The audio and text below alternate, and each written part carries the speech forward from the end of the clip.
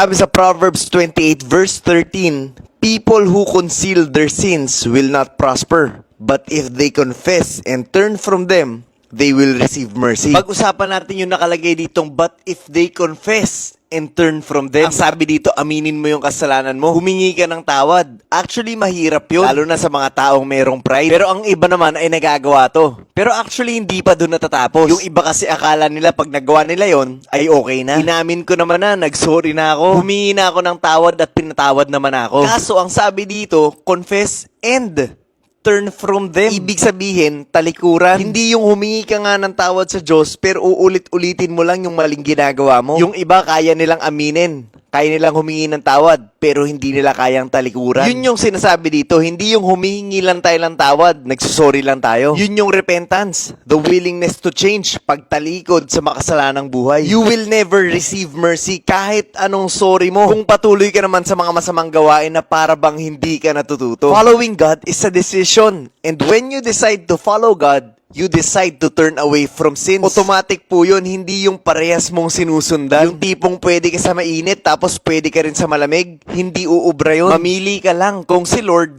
lang. Ganun lang kasimple yun. At hanggat hindi tayo tumatalikod sa kasalanan, we can never please God. Sana po ay malinaw at naiintindihan niyo po talaga ang mensahe ng video na to.